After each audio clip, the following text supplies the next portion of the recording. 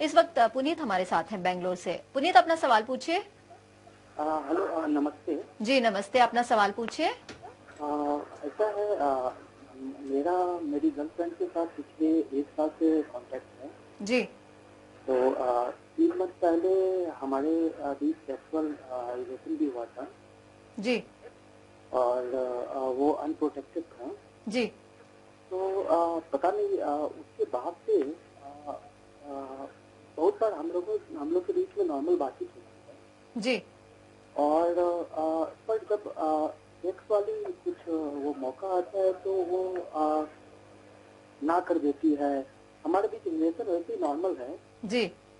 पर पता नहीं, मुझे लगता है वो एक बार जो हमारे बीच में हुई थी उसके कारण से शायद वो अनकंफर्टेबल है, लेकिन कभी खुल के वो कुछ बताती नहीं है। जी। तो मुझे लग रहा है उसके कारण थोड़ा रिलेशनशिप हमारा उतना स्ट्रांग अब नहीं हो पा रहा है। पुनीत, आपने कहा अनप्रोटेक्टेड सेक्स, उसकी वजह से क्या उस वक्त कोई प्रॉब्लम हुई थी? नहीं, उस समय तो ऐसा कुछ नहीं हुआ था, ब्लड वगैरह, लेकिन कुछ ऐसा खास नहीं था। जी। पर पता नहीं, उसके बाद उसका पीरियड भी नॉर्मल था। जी। लेकिन उसने कभी खुल के बताया नहीं क्या प्रॉब्लम था। जी। लेकिन उसके बाद जब भी मैं ट्राई करता हूँ तो वो मना कर देती हैं। डॉक्टर दीपाली क्या कहेंगी, एक लड़की अगर 1 साल पहले जो चीज हुई थी अब वो मना करती है?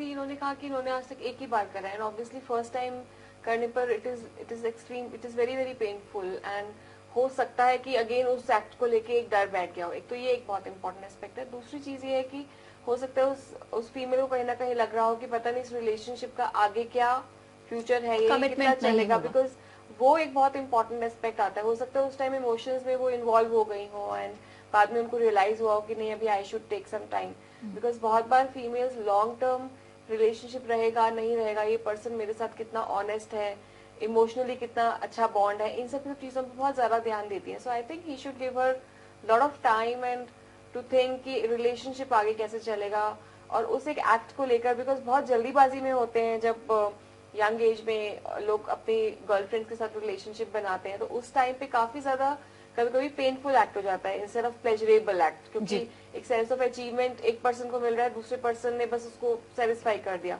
सो ऐसा तो नहीं है कि इसलिए भी वो अनकंफर्टेबल है। सो बहुत सारे रीजंस हो सकते हैं, एंड आई थिंक दैट ये सोचना कि अब मेरा रिलेशनशिप उतना स्ट्रांग नहीं है क्योंकि हम फिजिकली इन्वॉल्व नहीं हो रहे हैं, तो फिर मैं कहूंगी कि आपको ये सोचना चाहिए कि अगर इमोशनली और साइकोलॉजिकली स्ट्रांग है तभी वो स्ट्रांग है। फिजिकली स्ट्रांग होने से हम नहीं कहेंगे कि अभी इतना जल्दी स्ट्रांग हो गया है relationship. Again, that's the depth of the relationship is lacking.